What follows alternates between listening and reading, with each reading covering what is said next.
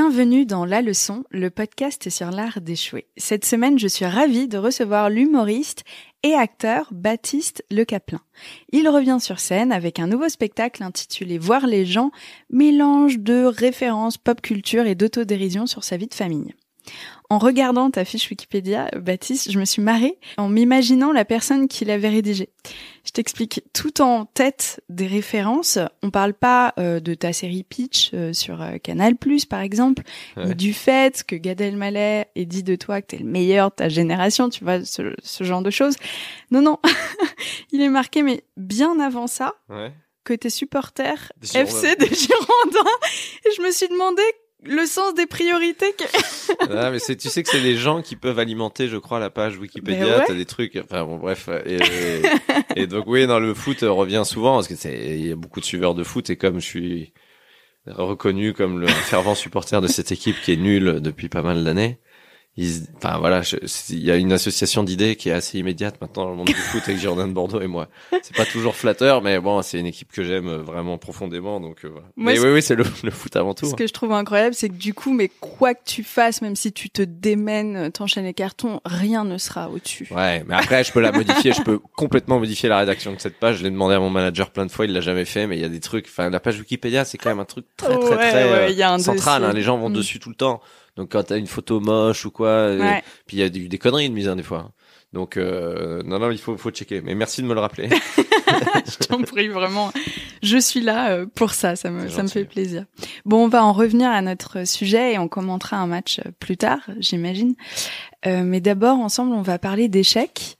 Et toi, tu vas me raconter un vrai bide que tu t'es pris sur scène. Yes. Alors raconte-moi, c'était il y a combien d'années ? Alors, pour te mettre ça alors attends, pour replanter le décor, je crois qu'on est en 2009 et en fait quand tu démarres dans le milieu de l'humour, de temps en temps tu fais des festivals. OK. Et les festivals d'humour, tu vas dans les quatre coins de la France, c'est Mâcon, Villeneuve-sur-Lot, c'est jamais des... Oui, on n'est pas encore sur du Montreux ou Marrakech du Rire. Non, c'est pas, il y avait pas Montreux encore, il y avait pas le Marrakech du Rire, il y avait donc pas on est à Mâcon. Il y avait pas beaucoup, voilà. Mais c'est très cool parce que tu vas là-bas, tu passes 3 jours, tu joues 20 minutes de ton spectacle et tu peux gagner le prix du jury, le prix du public. Et même des fois t'as un petit chèque. Ah ouais. Donc quand tu démarres, c'est énorme. Moi, le premier festival que j'ai, et j'en avais fait 2-3. Et à chaque fois, j'étais souvent en compétition avec Gaspard Proust. Lui gagnait le prix du jury. Et moi, je gagnais le prix du public. Donc c'était, j'en avais gagné 3 déjà. J'étais à 3 victoires, et donc ça prenait bien, c'est cool. C'est chouette. Et donc en fait, le truc qui est cool aussi, c'est que quand tu gagnes un prix dans un festival, souvent tu reviens l'année d'après, soit jouer ton spectacle complet, soit tu fais une première partie genre de Stéphane Guillon. J'ai vu ça, tu vois. Donc quand tu démarres, c'est vraiment un truc cool. Donc tu donnes tout aussi et psychologiquement, j'imagine que t'essayes de, même si tu te raisonnes, t'as beaucoup d'attentes. Bah, bien sûr. Et puis surtout, tu passes avec d'autres humoristes, donc il y a un esprit de compétition qui s'installe un peu.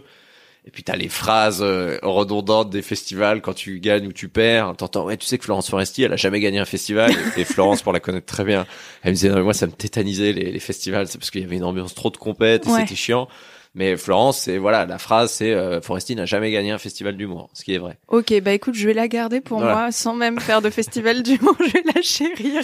Et donc un jour, on me dit, tu sais, il y a le festival de Rocancourt qui arrive, et le festival de Rocancourt, c'est à côté de Versailles, c'est un truc très très gros. Et je dis en quoi c'est gros? Il dit si tu gagnes le prix, t'as 3000 €. 3000 € quand tu démarres. Non, mais moi, je sortais d'être animateur à Levallois-Perret, je gagnais 1100 € par mois. Bien sûr. Jouer 20 minutes, gagner 3000 €, gagner un prix. Tu fais, ah ouais, putain, c'est fat, là. Mais dit, tu sais, même moi, là, ça me donne envie de m'inscrire. Ah bah non, mais bien sûr. Non, mais c'est énorme. Non, mais 2009, j'ai jamais eu autant d'argent pour de l'humour. Et donc, comme t'as déjà gagné 3 fois avant, j'avais gagné Mâcon, Tournon, Villeneuve-sur-Lot, et l'année d'après, la même année, j'ai gagné le festival national. Donc tous les prix du public de France se retrouvent à Nantes et j'ai gagné. Donc tu te dis, bon, je serais quand même con de pas le tenter. C'est clair. Je passe les auditions, ça se passe super bien. La directrice me dit, on se voit à Rocancourt. Mais mes potes humoristes me disent, fais gaffe. Verino notamment me dit, moi mec, j'ai bidé là-bas, mais j'ai fait un tunnel de 20 minutes. Hein. Et il me dit, on est un peu sur le même créneau. Je dis, ouais, complètement. Il me dit, non, fais gaffe quand même. Oh, mais c'est horrible quand on te dit ça, fais gaffe, tu vois, parce que ça te met pas dans le bon état d'esprit. Non, ça te met pas dans le bon état d'esprit, mais en même temps, c'est gentil et bienveillant, ça t'alerte parce Bien que sûr, mais... tu sais, on le fait tous les humoristes, dire attention, tu vas jouer dans tel coin, attention, la salle est dure, public dur, tout ça, c'est des conneries. Les gens disent Lyon, on est réputé pour être une ville difficile et tout. C'est des légendes urbaines de l'époque d'Edith Piaf, c'est des conneries. En revanche, tu sais que quand tu vas en Alsace jouer dans un théâtre où il y a que des abonnés, c'est des gens qui payent pour l'année. Ah ouais. Ils viennent pas te voir toi, ils viennent voir le spectacle du mardi. Tu sais que ça peut être plus compliqué, mais avec l'expérience, tu le sais. Sauf que là, je suis en 2009. Hein. Moi, je suis juste le gars qui commence à monter, qui gagne tous les prix. Ouais. Et je suis je peux le faire. Tu vois, je suis là. Ouais. Je suis pas, je suis les Suisses dans Rasta Rocket, tu vois. Je vois pas du tout la Tu as pas la ref, mais t'inquiète pas, ceux qui ont la ref. J'ai hésité à faire semblant, mais je me suis dit. Dans Rasta Rocket, l'équipe de bobsleigh de Jamaïque, ils sont nous on démarre et tout. Et quand ils arrivent, il y a les Suisses, sont trop forts. Ils font mais eux c'est qui? C'est les Suisses, c'est les meilleurs du monde. Donc moi j'arrive avec cette étiquette de bobsleigh suisse. Ok.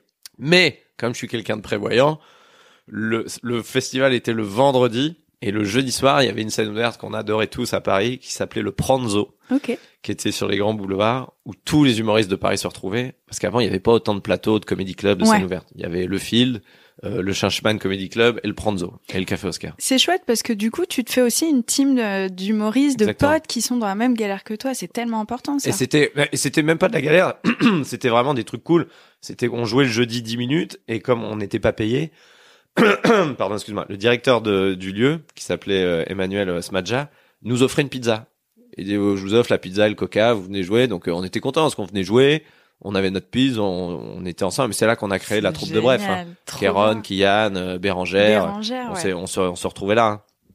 Et même tous les humoristes qui jouaient leur spectacle venaient après le soir. En haut, il y avait un piano bar. Donc ça jouait au piano. Kian, il a chanté 15 fois Creep. Piano-voix, il a repéré des meufs, ce vieux bougre. Creep, ça existe encore? Ça m'intéresse. Non, mais c'était ouf, c'était vraiment un endroit cool. Et donc, je me dis, jeudi, je vais au Pranzo, et jeudi, je monte sur scène, je fais exceptionnellement, ça vous embête pas si je fais 20 minutes, parce que demain, je fais Rocancourt. Et non, vas-y, donc je fais les 20 minutes. Et je vois au fond de la salle, il y avait plein d'humoristes. Il y avait Florent Père, il y avait Donald Jacksman, il y avait plein de gars qui étaient là. Donc, en plus, je joue devant une salle qui connaît un peu mes blagues, et je fais les 20 minutes, j'ai standing ovation. Waouh. Et je suis donc je sors de scène, je dis merci, et tout le monde dit c'est bon, et demain gars, tu fais ça, c'est réglé. Comme je suis vous croyez c'est bien et tout. Ouais, me battre nickel. Donc je vais me coucher et je me dis putain, je me pose cette question, qu'est-ce que je peux faire avec 3000 €? Et je vais sur le site de la Fnac et je vois ce nouveau ordinateur MacBook Pro qui est très joli. C'est un MacBook, il n'y avait pas le MacBook Pro encore. Le MacBook, putain, il est beau quand même. Donc je prends les bons gigas et tout. Et je le précommande. Oh non. Je le précommande, il est à 2100 €. Je crois que je me rajoute même un disque dur à côté. Je me dirais. Ah ouais, bon. Ouais, non, mais je me dis, bon, allez, ça sent bon, ça me met un challenge. J'arrive le lendemain. Comme ça, t'as pas le choix. Faut que tu payes ton MacBook Pro. Et je mesure pas la portée du truc. Mais j'ai, à l'époque, je dois avoir 1700 € sur mon compte chèque, tu vois. Donc je suis vraiment, c'est un pari sur l'avenir que je fais. Le MacBook, tu le sens sentir. Ouais. Tu le sens sentir. Tu le sens sentir. Je suis pas certaine. J'ai pareil, tu vois, j'ai fait comme la ref avec toi et le bobsleigh suisse. Je fais, ouais, tu le sens sentir, ça doit exister. J'arrive à Rocancourt. J'arrive à Rocancourt et je vois les gens, alors c'est sponsorisé par Mercedes. Okay. On est à côté de Versailles, banlieue chic. C'est du bon public. Et je vois les gens s'installer, je fais, ah ouais, c'est quand même une catégorie sociale, ouais. Ça brunch le dimanche au golf, ça met le pull sur les épaules, ok. Ça remonte son petit col. Voilà, j'ai quand même des vannes, acheter du premier prix, nature et découverte, je fais des trucs un peu barrés. Je me dis, mais non, ça va passer. Et je passe, et donc le présentateur de la soirée vient me voir.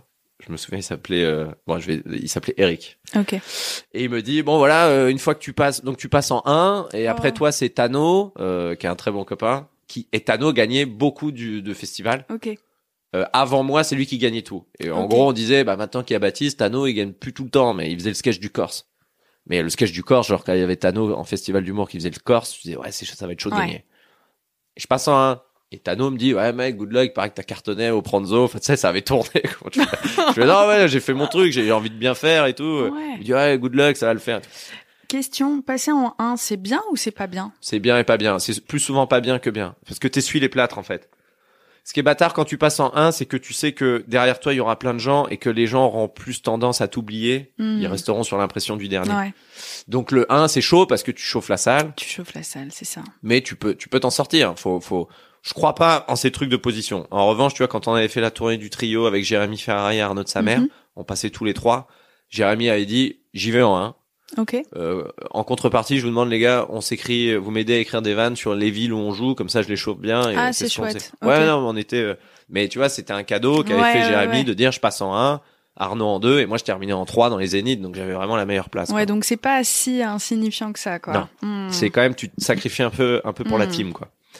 Et, le présentateur de la soirée me dit, qu'est-ce que tu veux que je dise, à la fin de ton passage? Je dis je joue au théâtre du Temple tous les soirs. Votez pour moi. Ouais, non, mais je veux pas dire ça, c'est un peu bateau. T'as eu quoi comme bac? J'ai eu un bac littéraire, ok. Tes parents, ils habitent où? En Normandie, ouais. Et ils font quoi tes parents? Ma mère elle est coiffeuse et mon père il est agent d'entretien. Ok, je me débrouillerai avec un truc comme ça. Je me dis ouais, c'est bizarre, c'est un peu plat comme des présentations. Et donc je vais passer. Pour l'anecdote, ma meuf avec qui je suis depuis quelques mois seulement est partie à Cuba en vacances avec sa meilleure amie et 2 potes. Ok. Et je vois une nana qui était au pranzo la veille. Le pranzo est vraiment un élément central dans cette histoire. Et une nana très sympa, elle fait alors Aude, c'est le prénom de ma copine, elle est partie à Cuba avec machin et machin. Ouais. Elle fait tu sais, stresse pas, c'est son ex, mais je fais quoi? Je fais comment ça c'est son. Non mais attends. Non mais elle me dit ça, elle me fait ah merde pardon tu savais pas? Ah en fait moi aussi je suis sorti avec lui mais t'inquiète c'était une petite histoire. Je fais, combien de minutes avant de monter sur scène? 1 heure. Oh putain. Je fais mais attends mais et donc je vais voir mon manager, je dis ouais elle m'a pas dit, elle dit mais non mais c'est mignon, elle voulait pas que tu stresses et tout. Je dis mais c'est pas que je l'appelle. Bah évidemment. Je l'appelle pour Cuba direct. Elle me dit mais non mais je voulais pas que tu le saches parce que j'avais peur que tu me dises n'y va pas et tout, mais non mais je m'en fous de ce gars. Donc moi j'ai un truc de oulala j'ai pas prévu ça donc je me mets sur le côté, je dis c'est pas grave, je vais aller c'est pas grave. Je vais réécrire des blagues sur ma meuf à Cuba, tant pis j'oublie mon spectacle. Mais c'est le premier mensonge qu'elle me sort qui est un peu mignon mais à la fois je dis il était pas nécessaire. Je monte sur scène. Bonsoir Rocancourt, ça va? Bon, les gens veulent pas me répondre, donc je démarre. Okay. Je démarre et vraiment, il y a un silence. Mais il y a rien qui passe. Oh, la vanne 1 passe pas, la 2 passe pas, la 3 passe pas, la 4 passe pas. Et il y a mon metteur en scène et manager qui est là tout le temps. Je le vois en contre, tu sais, il est dans la loge en haut et je le vois, il est comme ça. Tu sais, il a la main sur la tête comme ça et je vois qu'il regarde et il me fait allez, enchaîne. Et au bout de 11 minutes, je sais que c'est mort. Je sais que c'est terminé. J'ai bidé. Mais c'est long. Et 11 minutes. J'ai 20 minutes à faire. Hein. Et je suis à 11 minutes. Je me dis, c'est mort, là. Puis ma meuf, elle est à Cuba avec un gars, je sais même pas qui c'est. Enfin, tout. Et vrai. Et je sens que vraiment les gens sont comme ça, ils regardent. Et je suis dans un état, mais je transpire. C'est horrible. Et. Qu'est-ce qui se passe à l'intérieur de toi? J'ai envie de crever. J'ai envie de crever. Puis je suis énervé. Puis je dis, putain, ma vie, c'est de la merde. Pourquoi je pourrais. Et, à un moment donné, j'arrête une blague. Il n'y a pas de rire. Une personne éternue.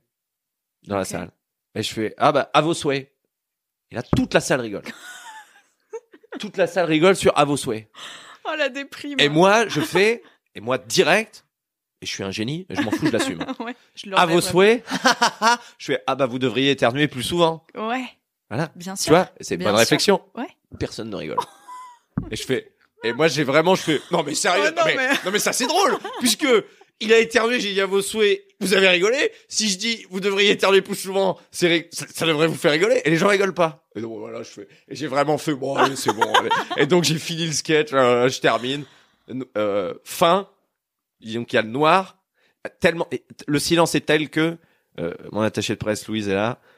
Tu te souviens, Louise, du crabe que je faisais dans le premier spectacle? Je faisais le crabe qui se rendait compte qu'il était au rayon poissonnerie au supermarché et il voit un poulpe mort. Il fait Gigi! Et Gigi est morte. Et je faisais ça. Ça. Et le silence, on est dans une salle de 500 places, hein. Les gens entendaient. Non mais écoute juste, écoute ça, écoute. T'entendais ça. T'imagines le silence l'écho que ça de implique tes mains en pince. Et je me dis, fais-le moins fort la pince quand même. Fais-le moins fort. Et donc, l'éternuement arrive après ça. À vos souhaits, rigole. Vous devrez éternuer plus souvent, rigole pas. Machin. Je termine. Noir. Pas d'applause. Oh, ça se rallume. Je fais, merci beaucoup. Ouais, quelques applaudissements. Je sors. Tano, super gentil. Il me fait, mec, putain, c'était dur. Putain, il est vachement bien ton passage.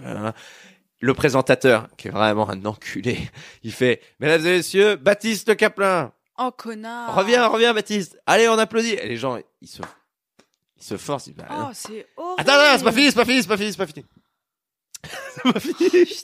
Je reviens et je le regarde. Je fais, pourquoi tu me rappelles? Et je fais, merci beaucoup. Je salue. Les gens n'ont plus applaudi. Oh. Et il dit, ben voilà, c'était Baptiste Le Caplin qui a eu son bac littéraire. Sa maman est coiffeuse en Basse-Normandie. Son papa est agent d'entretien. Il laisse un blanc comme ça, je le regarde, je fais, oui, et il me dit, et il voulait savoir si Gérard Sibel était dans la salle ou non. Je n'ai jamais demandé ça. Hein. Tu es témoin que j'ai jamais demandé ça. Ouais. Gérard Sibel, à l'époque, c'est le détecteur de talent de Juste pour rire. C'est-à-dire que Gérard Sibel, quand il est dans ta salle, c'est, ok, ma vie peut changer.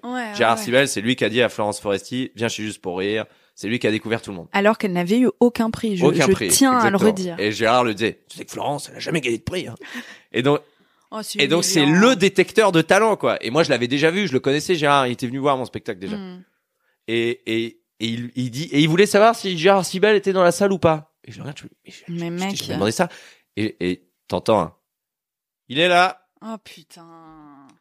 Et le mec fait, eh ben voilà, c'était Baptiste Le Caplin. On l'applaudit encore une dernière fois. Les gens n'applaudissent pas. Et je sors, et je le regarde, je fais, mais mec, ah ouais. mais qu'est-ce que t'as fait là? Ouais, c'est clair. Qu'est-ce que t'as fait? Il me dit, bah non, il fallait que je te déprésente.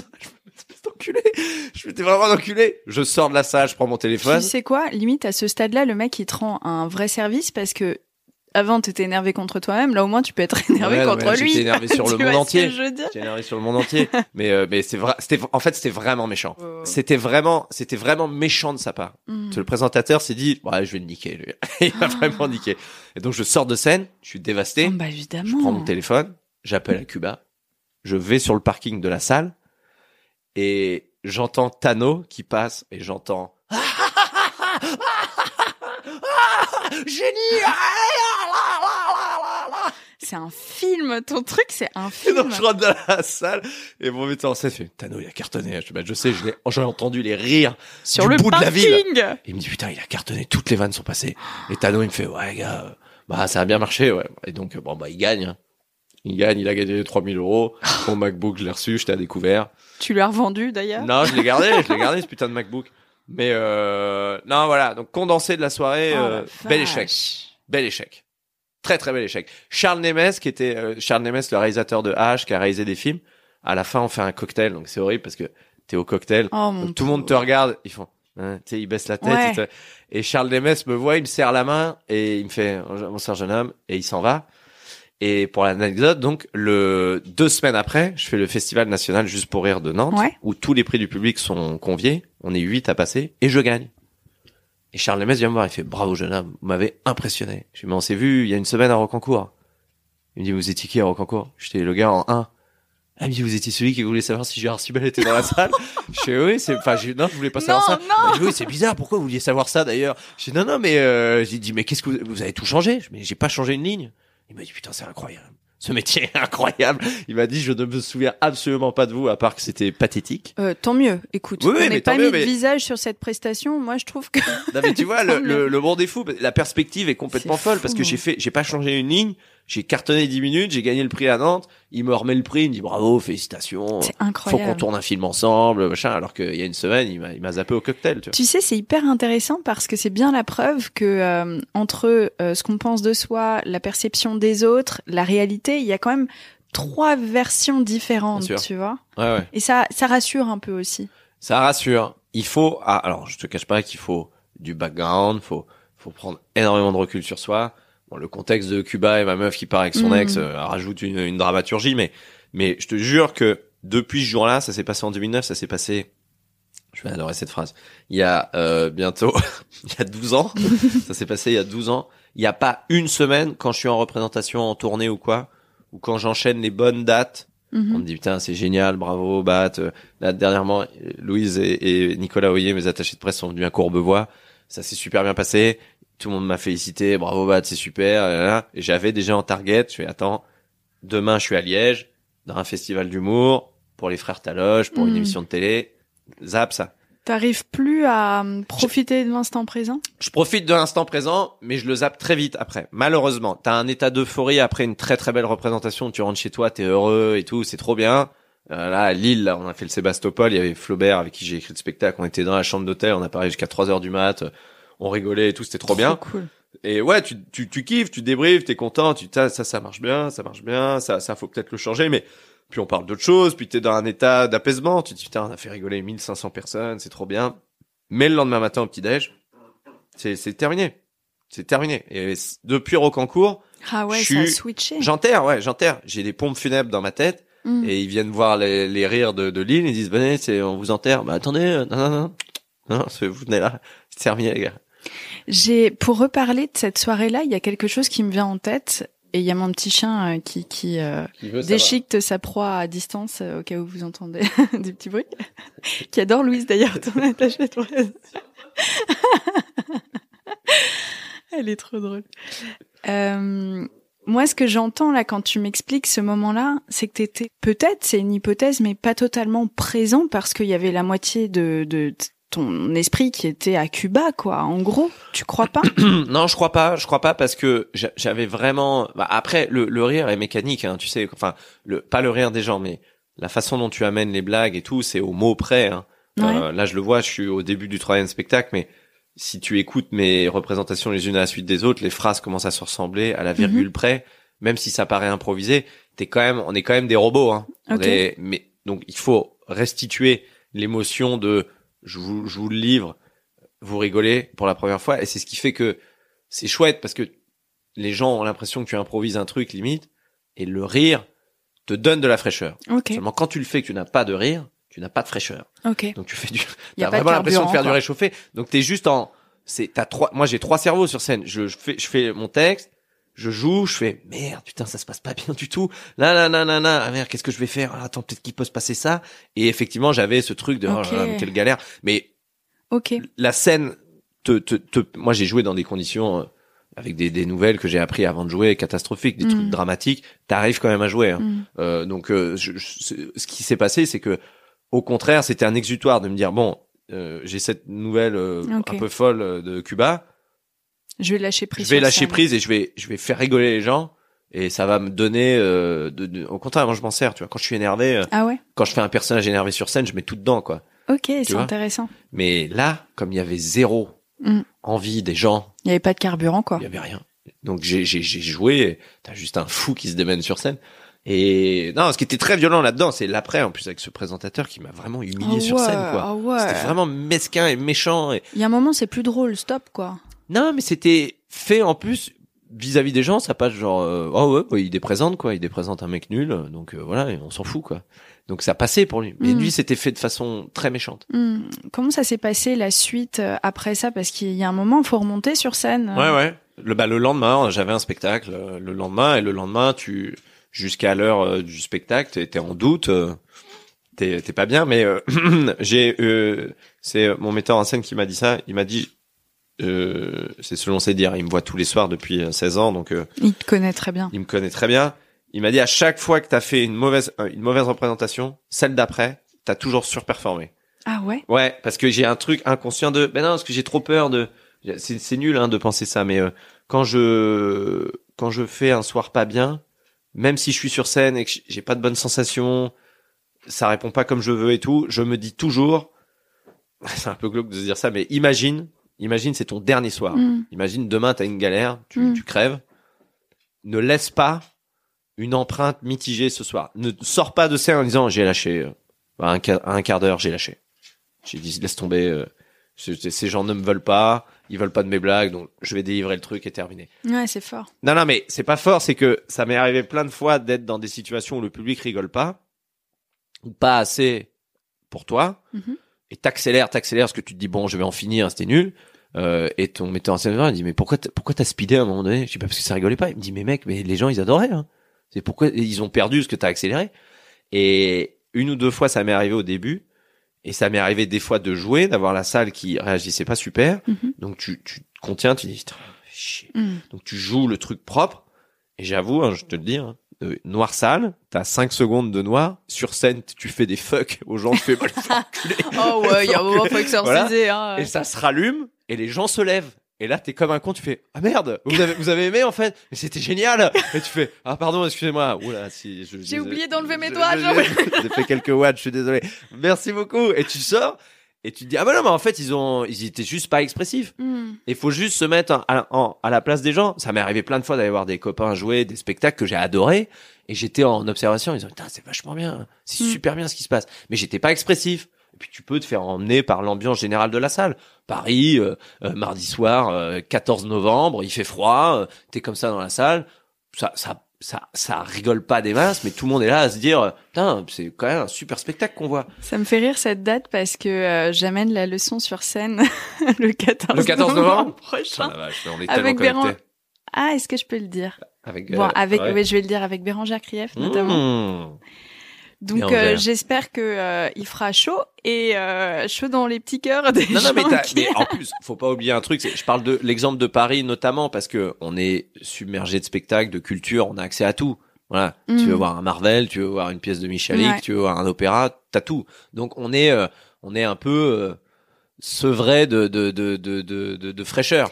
Et à la fois, on se tape le métro tous les jours, les gens sont pas sympas, on a besoin nous aussi d'aller rire un bon coup. Bien sûr. Mais il ne faut pas en vouloir aux gens de ne pas être au niveau de l'attente que toi tu espères d'eux. Et ça ne veut pas dire, et c'est un conseil que je peux donner, jouer de A à Z normalement en donnant, les gens jugent et te donnent le verdict à la fin. C'est eux qui décident.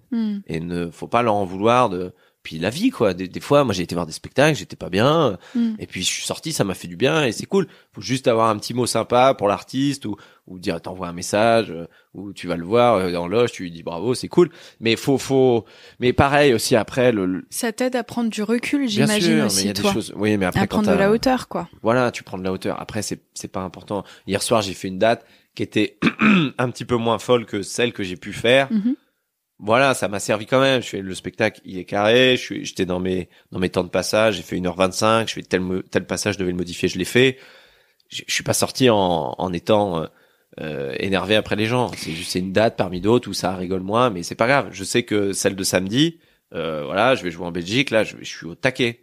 Et alors pour rester constant aussi moralement, parce que sinon dans ta vie ce serait un enfer si c'était des montagnes russes comme ça émotionnelles à chaque passage, est-ce que toi ton travail en amont ça te sert à avoir confiance en toi peut-être? Non, on n'a pas confiance en soi. Si on monte sur scène pour faire rire les gens, c'est l'opposé de la confiance en soi qu'on a. On a besoin d'être rassuré.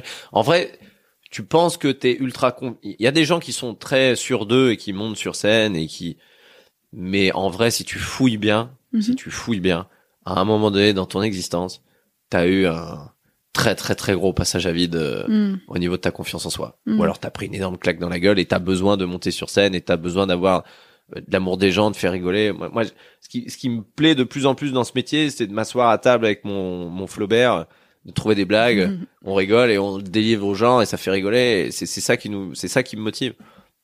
L'expérience a fait que maintenant je suis père de 2 enfants. En vrai, je suis sorti de l'Olympia, j'avais retourné l'Olympia. Tu rentres chez toi, ta fille elle se réveille, est-ce qu'il faut lui changer la couche?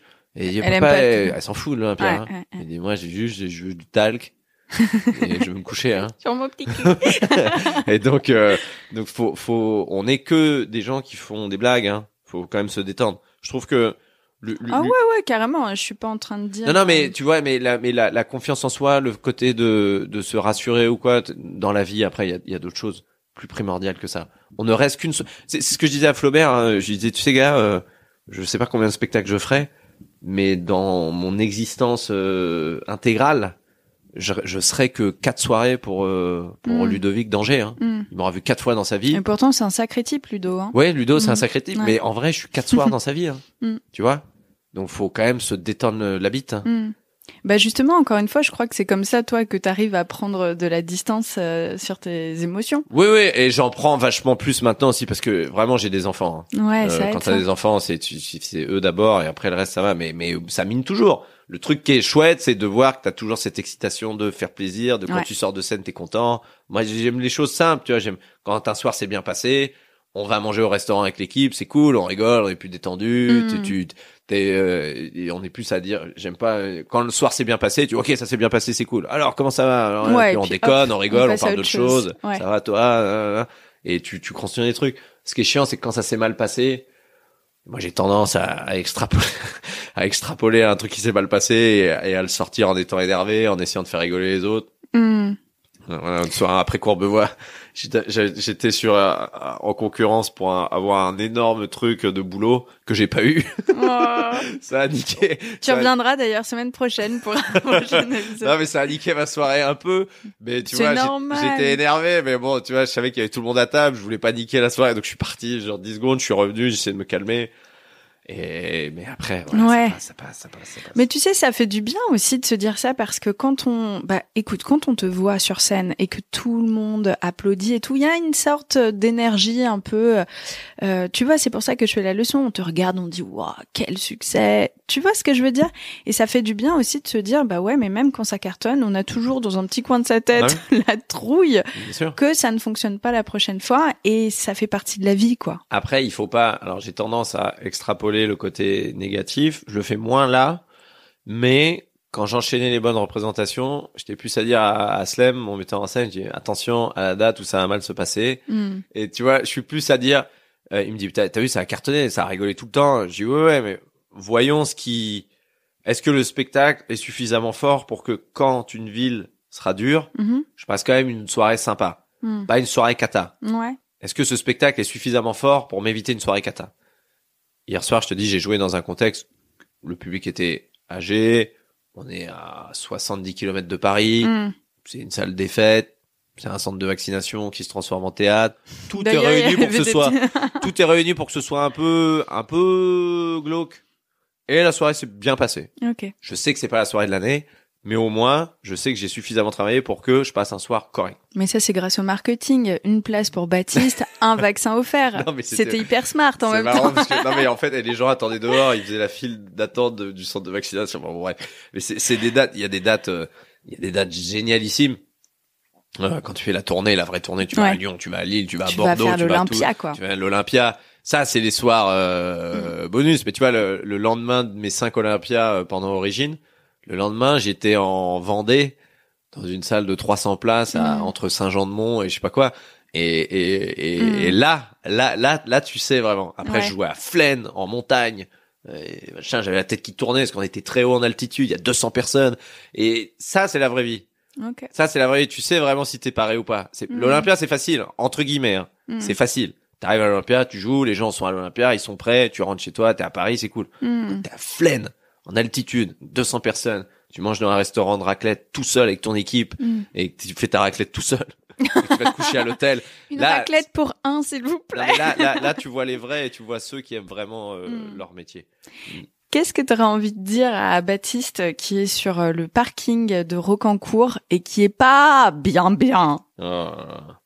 Ben, je le vois des fois avec certains jeunes humoristes qu'on bidé ou qu'on fait un truc. Je lui dirais, gars, c'est bon, baisse la tête. Tu vas en chier, enfin, j'en ai chié 2-3 jours, hein. Mais tu vas en chier, je lui dirais, tu vas en chier 10 heures. Ouais, 10-15 heures, ça va être relou. T'as 10-15 heures de relou, baisse la tête, ça va passer. Mais en plus, moi, je bois pas, je fume pas, je me drogue pas. Souvent, des mecs qui prennent un bide, ils se prennent une cuite, ça passe un peu. Moi, je l'ai en frontal. C'est le gros défaut de cette hygiène de vie irréprochable, c'est que je me prends tout dans la gueule. Hein. Enfin, si je peux me permettre, la gueule de bois le lendemain, elle est pas ouf non plus. Non, elle est pas ouf non plus, mais t'as un truc de soirée où t'es socialement au cocktail. Ouais. Moi, j'ai mon eau pétillante et les gens me regardaient. C'était pas terrible, hein. Je fais, oui, merci. Donc tu sais, t'as pas, je vais dans une caisse avec des gars, je me roule un ouin. Ouais, c'est pas grave. Non, j'étais juste moi là et ma sampé. Bon bah voilà. Hein. Aïe. Voilà. Mais c'est pas grave, Eh non, c'est pas grave. Et vraiment, je crois qu'on a tous vécu des moments comme ça. Mais je me dis, aïe, ça donne envie de te mettre un petit plaid autour de toi durant cette après, soirée. Faut pas non plus. Mais voilà, c'est que, comme tu dis, c'est la vie. Demain, le jour se lève aussi. Hein. Ouais. Mais tu vois là, on est dans un cadre idyllique avec toi, avec ta voix douce et suave et rassurante, wow. Ça fait plaisir, c'est gentil, mais même là, en recevant ça et en me disant ça va arriver et tout, voilà, tu vois, mardi, j'ai fait un super spectacle, mercredi, en me disant attention, ça peut se passer moins bien, ça s'est effectivement un peu moins bien passé, mais c'était quand même très bien, mais c'était pas au niveau de ce que j'espérais. J'étais déçu 1 heure, tu vois, j'étais là, bien sûr. Chier, putain. Donc t'attends, mais je me dis, c'est ce qui fait que j'ai encore la gouache pour continuer. Ouais, de ouf. Le jour où tu t'en fous, ouais. Je crois que c'est le moment d'arrêter. Moi, j'ai vu un gars très connu passer sur scène, jeter son sketch, c'était pas ouf, il s'en foutait. Je me dis, quand même, là, ça sent bientôt le best-of, là. Ouais, j'ai eu un moment où avec la leçon du merci c'est revenu. Je crois que je patinais un peu et j'étais ah ouais c'est cool, il y a tel invité qui va venir. Alors qu'avant c'était toujours une joie, tu vois. J'ai commencé à un peu m'inquiéter à ce moment-là. Ouais, mais c'est une autre forme de plaisir. Tu vois, t'as d'autres trucs. Il y a des trucs que tu connais, c'est normal. Tu peux pas. C'est comme le mec qui va tous les jours à Disneyland. Enfin, tu vois, il y a des gens, ils y vont 1 fois par semaine, hein. Des adultes, hein, qui ont pris des abonnements, qui font la queue pour aller voir Dingo. Et qui connaissent It's a Small World jusqu'au bout de la chanson. Donc c'est pareil, la magie part, mais t'apprécies autrement. Mais c'est pour ça. C'est comme l'amour. Ouais. Voilà. Après, t'éteins la lumière, tu mets des perruques, voilà, tu utilises des accessoires. Tu veux qu'on coupe cette partie-là? Non, c'est bon, tu peux la garder. Ok, d'accord. Si on parle avec cette votre bibliothèque, ça passe bien. D'accord. Bah, faut que ton attaché de presse quand même valide. Ouais, Louise, on a parlé de la monotonie dans le sexe. Avec les perruques. Avec les perruques pour, c'est Evangélie qui avait dit ça dans une interview, j'avais trouvé ça pas con. C'est vrai. On lui a dit, mais ça fait longtemps que vous êtes mariés avec votre conjoint, ça vous lasse pas? Il fait non, mais des fois, je mets des perruques, je deviens brune, je deviens rousse, et c'est différent. Ouais, c'est juste ouais. Oui, non, c'est bon, t'inquiète, je peux vous garder. On va pas spoiler ton spectacle.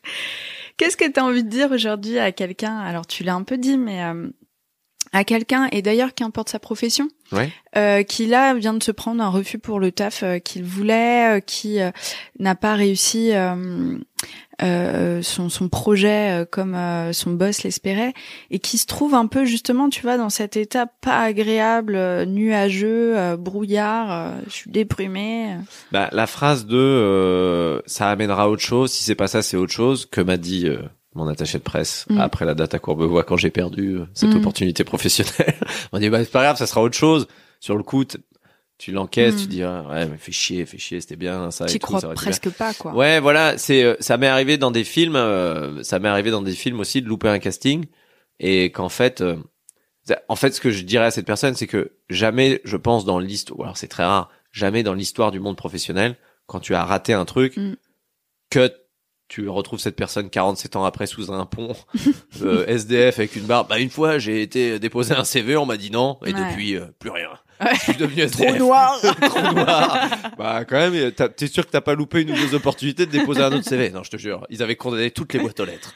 Il y avait plus rien, on pouvait plus passer. C'est terrible, hein. Donc voilà. Sacrée histoire, hein. T'as toujours le moyen t'as autre chose qui va arriver. Donc, c'est un échec, ça tombe. Pardon. Non, t'inquiète. Donc ça tombe, le coup près tombe, c'est non. En vrai, ça amène autre chose. Tu vois, le casting, mon premier film, je l'ai eu comme ça. Mon agent m'envoie sur le casting de Radio Star, le film de Romain Lévy, et pour le rôle principal. Mais tu vois, je lis le descriptif du rôle, il est brun. Il est brun, cheveux bouclés, c'est un mec, tu vois, qui a de confession juive. Je suis blond aux yeux bleus, j'ai rien contre. Hein, à la limite ashkénaze. À la limite ashkénaze, mais je veux dire. tu vois, je lis le profil, je dis c'est pas vraiment mon descriptif. Puis voilà, c'est une projection de Romain Lévy qui est un petit gars avec un peu bedonnant et tout. Je correspond pas au gars. Il me fait non, pas grave, passe le casting. Je passe le casting, je le rate. Ok. Mais je dis à mon agent mais t'es con. Pourquoi, enfin, je savais que j'allais pas l'avoir. Et il me dit la directrice de casting, t'as trouvé très bien. Elle veut te voir pour New York. Ah ouais, c'est intéressant ça. Ah bon? Et je fais New York. Mon premier film New York. Ouais. Tu vois?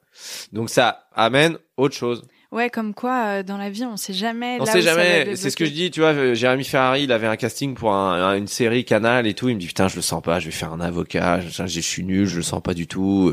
Je dis mais vas-y, gars, vas-y. Parce que cette personne va te voir, dire ah, il y a un truc. Il y a un truc. Ouais, et je le remarque, alors déjà moi la première dans ma life, mais aussi dans les messages que je reçois sur la leçon, vraiment le premier échec, c'est celui de pas oser se lancer, quoi. Exact. Ouais, et tu vas te planter. Dans l'humour encore plus, c'est dur, tu vois. Il y a une comédienne belge là qui est incroyable, qui s'appelle Sarah Grosjean, qui est dans le Cactus, qui a une émission qui cartonne. Et elle ose pas se lancer sur scène. Elle me dit parce que ce que je fais, j'aime pas, je sais pas ce que je vais raconter. Je dis mais tu vas te planter. On va se planter. L'humour, c'est, je fais cette blague, c'est pas drôle. Ah, ok, je vais la modifier. Et t'en fais une autre. Et le lendemain, tu reviens, il faut que tu modifies cet échec. L'échec fait partie du process d'humour. Ouais. C'est ça qui est dur. Faut se planter pour y arriver. La rançon, la petite récompense à la fin est quand même cool. Je sais que j'en chie là, mais je sais pourquoi j'en chie. J'ai 10 Olympias en juin. Je sais que quand mes parents seront dans la salle, mon père, il aura son badge, il sera content. Si j'arrive à lever la salle à l'Olympia, je sais que ça aura valu le coup de chier dessus à Rocancourt, de chier dessus à 70 km de Paris. Et puis surtout, si je peux me permettre, t'as encore ce crédit pour rembourser ton ordinateur. Exactement. De précommander jamais.